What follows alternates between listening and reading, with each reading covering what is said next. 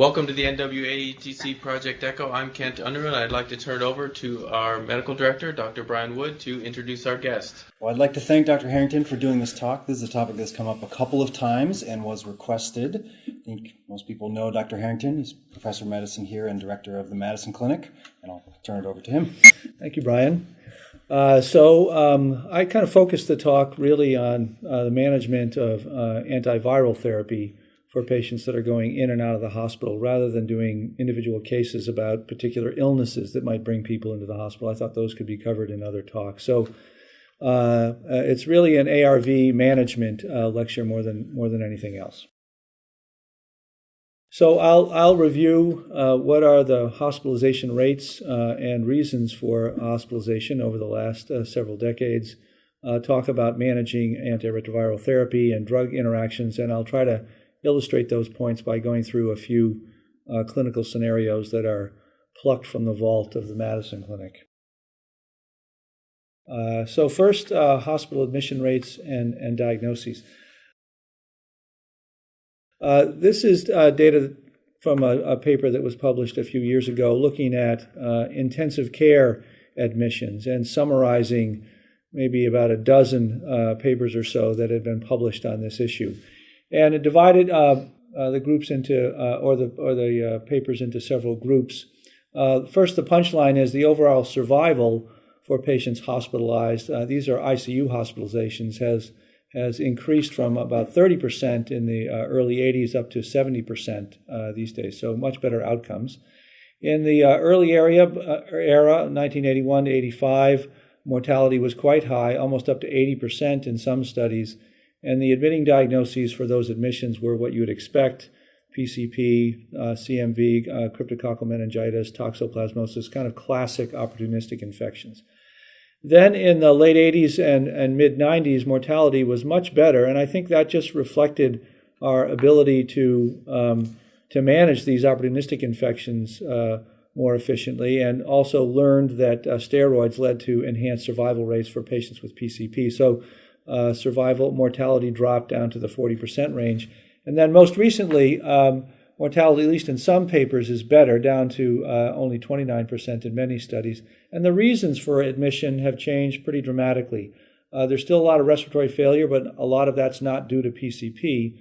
More sepsis, liver disease, cardiovascular disease, cancer, and iris diagnoses that kind of lead the way. So a change in mortality rate and a change in the reasons for why people are admitted to the hospital. This is data that was came out of the San Francisco General Hospital, again looking at the reasons for admission to the ICU and how they changed over time. The blue bars are 1981 to 1985, and you can see that respiratory failure was responsible for the vast majority of cases back then. And compared to more recent times, I think up to 2003, there's been a 20% drop in respiratory diseases as a reason for admission to the ICU.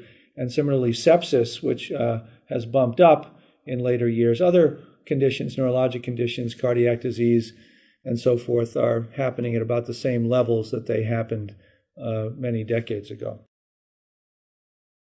And I threw in just some data from the Madison Clinic just to point out that despite the fact that we now have excellent therapy for HIV and most patients are on antiretroviral therapy, there really hasn't been much of a change in admission rates, at least to Harborview Medical Center.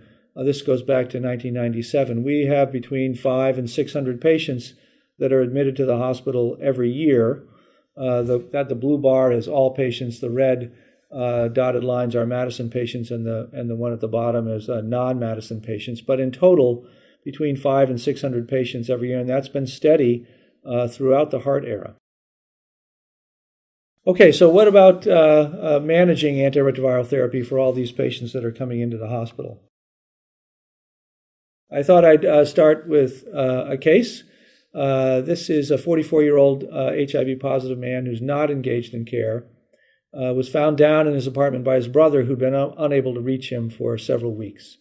He was transported to the hospital, where he was found to be febrile, dehydrated, and hypoxic. He was diagnosed with pretty bad PCP, cachexia, and HIV dementia based on the results of an MR scan and CSF analysis. He was initially intubated and put on high-dose Bactrim and prednisone and tube feeds, and about a week later he's better, extubated, but failed a swallowing evaluation, remains withdrawn, disoriented, answers very few questions, and is moving very slowly. So questions, rhetorical questions are, should he be started on antiretroviral therapy right now? He's a week into hospitalization. And if so, what are we going to give him, and how should he get it if he's not able to swallow very much? So we'll try to review those questions and answers to them. So this is data that a retrospective cohort study that was published a few years ago, again looking at ICU admissions for the decade 1996 to 2006. 278 patients were admitted and looked at their survival based on whether or not they started antiretroviral therapy when they were in the ICU, they came in on antiretroviral therapy, or they did not get antiretroviral therapy. The top line here, the top two lines are those individuals who received antiretroviral therapy either before or got initiated when they're in the ICU. And there was a statistically significant difference here showing that starting therapy in the ICU led to better outcomes. And you can see that most of that difference happened early in the hospitalization. The curves kind of flatten out and run in parallel later. Another paper by Amy Morris that's a little bit older looked at 58 patients admitted to the ICU with PCP, and the mortality for those who were started on antiretroviral therapies before or during that admission was only 25% versus 63% for those who did not get antiretroviral therapy while they were hospitalized for PCP. This study, I think you've seen many times before. It's the ACTG 5164, which was championed by Andy Zalopa. This is a study that looked at, it was a randomized prospective study looking at starting HART in the setting of an acute opportunistic infection. Almost 300 patients, all with low CD4 counts, most of whom had PCP, but also crypto and community-acquired pneumonia. Median start times were 12 days versus 45 days, and there were fewer opportunistic infections and fewer deaths in the group that got started on therapy early being 12 days into treatment. So another piece of data in favor of treating early. This is data that I've shown before from several studies looking at the timing of starting HART in the setting of tuberculosis, and I think you all know this pretty well. The three studies were a little bit different. The median CD4 counts in this Cambodian study were lower than in the other two studies, and if you looked at the outcomes for individuals who started antiretroviral therapy at 2 weeks versus later, it was lower for the individuals who started therapy sooner into the treatment of their TB. So again, in favor of treating earlier rather than later. But that has to be tempered by what the OI is. This is a slide that I plucked from Brian. This is the COAT study, a randomized study looking at starting therapy at less than 2 weeks versus over 4 weeks in individuals who present with cryptococcal meningitis. And the punchline is the DSMB stopped this study because after 177 patients were enrolled, the 6-month early survival was lower, 55%, compared to 70% in the group that was started later. So cryptococcal meningitis is the one exception where initiating therapy may be in the hospital or early into the course of your treatment of the OI is a bad idea. And then remember, there are some diseases for which the only treatment is ARV therapy. There is no treatment for PML other than putting people on antiretroviral therapy. There's bad treatments for cryptosporidia, so you just have to put people on HART, and there's no good treatment for HIV neurocognitive deficits other than antiretroviral therapy. I put KS and lymphoma on the slides as well. KS is often we treat with ARV therapy alone if the disease is mild. And for lymphomas, there's good data that having people on antiretroviral therapy as they go through their treatment for lymphoma leads to better outcomes. They're able to tolerate the chemotherapy better and their survival is better. So remember that there are some diseases that when patients are hospitalized, you actually, the first line therapy, the first thing you should do is start them on antiretroviral treatment. Now, what about our patients and how we're going to treat him since he's not taking anything by mouth? But this is just a reminder that for most of the NRTIs, almost all of them come available as an oral solution, and tenofovir doesn't, but you can crush it. Among the NNRTIs, you can crush or open etravirine or efavirenz, and nevirapine comes as a solution. And these are the choices available for protease inhibitors. And then raltegravir comes as a chewable tablet, so I'm just assuming that you could pulverize that and stick it in a feeding tube as well. If you have patients that can't take anything by mouth or enterally, then AZT and enfuvirtide or T20 are drugs that can be delivered parenterally. So to answer those rhetorical questions for this case, should he be started on antiretroviral therapy? The answer is yes. Starting ARV therapy in the setting of an acute OI is a good idea, leads to better outcomes. Cryptococcal meningitis is the one exception. And he has dementia, and the only way you can treat HIV dementia is with antiretroviral therapy. What regimen will we choose? Well, all the NNRTIs and PIs comes available as solutions that can be given through a feeding tube. And if we're to choose something in this patient that we want to get them on therapy early, just remember, if we want to do that before we have resistance tests that are known, it's probably best to choose a protease inhibitor anchored regimen, since PIs will protect. It's less likely that there's transmitted drug resistance of a resistant isolate, and PIs also protect the other drugs in the regimen. So that's case one. Let's do another one.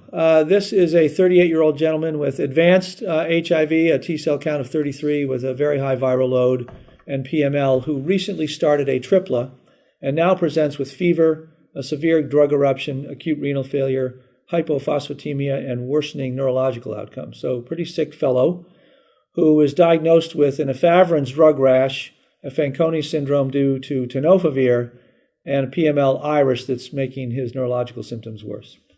So how would we manage his ARV therapy? And I gave three choices. One is to stop his atripla, wait for his rash and renal failure to improve, and give him steroids for his PML iris.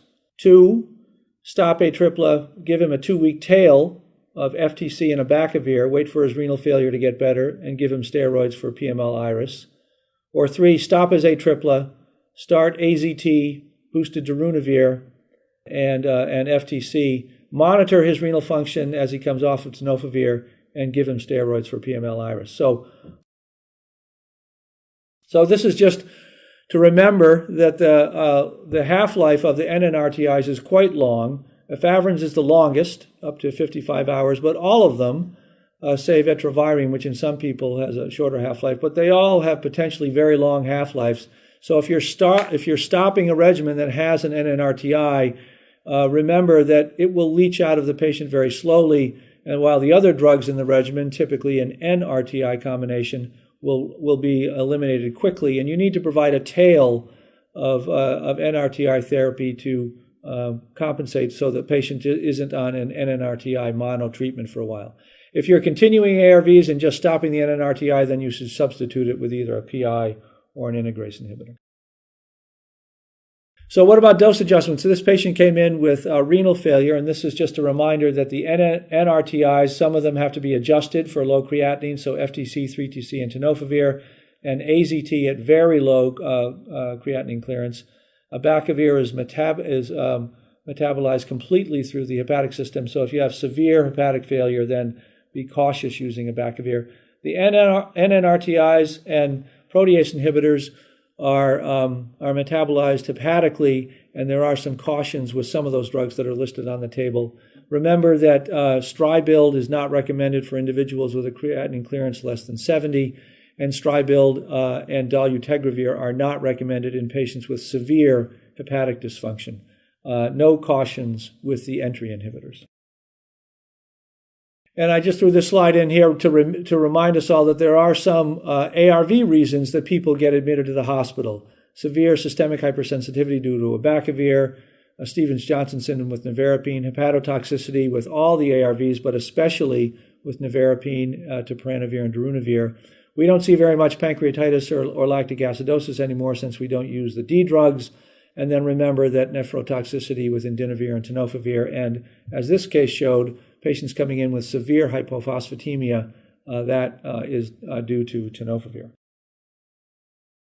So to answer the question in this case, choice 1 is probably not a good idea. If we do that, He'll be on efavirenz monotherapy in the setting of a very high viral load since he just started treatment, and will essentially get no therapy while receiving steroids for PML, so that's a bad choice.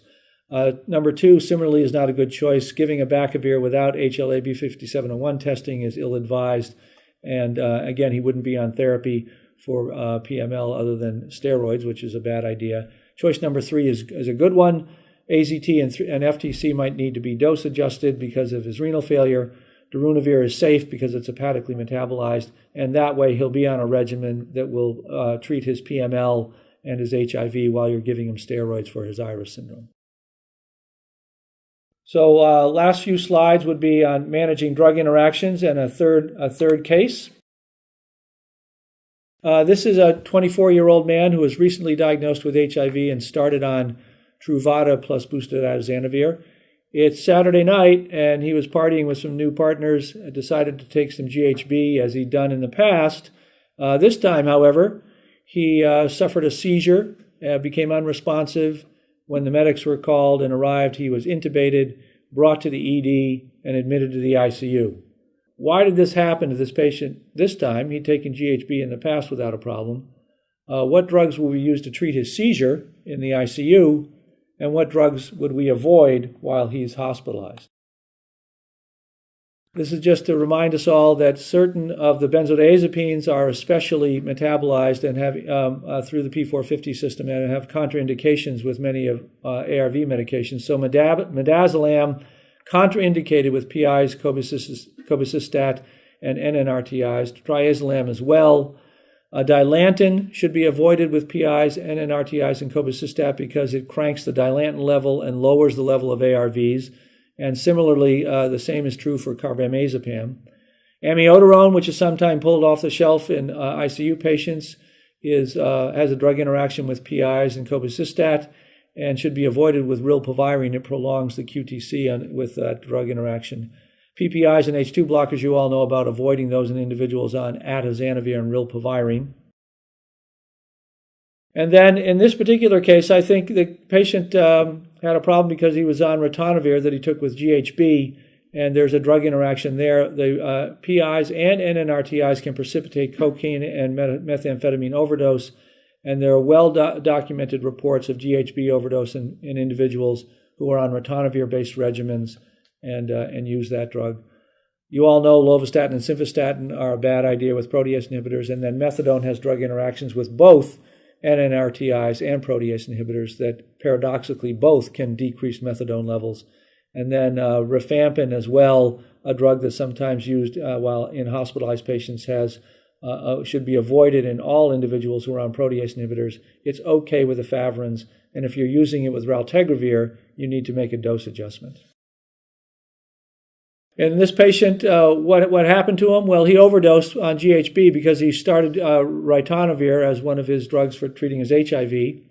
What drugs should we start to treat his seizure? Well, just remember to avoid dilantin and carbamazepam. And in this case, he probably doesn't need anything because his GHB is out of his system pretty quickly. And what drugs to avoid in an ICU patient while hospitalized? Midazolam and triazolam, which might be used very frequently in the ICU on patients that are sedated and intubated. Those should not be used in patients on ARV therapy. And remember to avoid PPIs, also commonly used in the ICU on patients with atazanavir and rilpivirine. That's it. Just to summarize, rates of hospitalization of HIV patients are stable, but the reasons that people are admitted are changing. Starting antiretroviral therapy during someone's admission is appropriate when that person comes in with an OI. Cryptomeningitis is the single exception. If patients have disease that are directly treated by ARVs, then obviously those should be started in-house. And for anyone whose T cells are less than 200, and especially if they're less than 50, there's a survival advantage to initiating therapy in those patients while they're hospitalized. Different formulations of the ARVs allow for treatment even in patients who are not able to swallow or not able to take any enteral medication. And if you're holding ARVs, remember the long T half of NNRTIs, and you have to make dose adjustments to accommodate that. and drug interactions with, and remember that there are many drug interactions with meds commonly used while patients are hospitalized. I presented just kind of a few of the key ones. Thank you very much.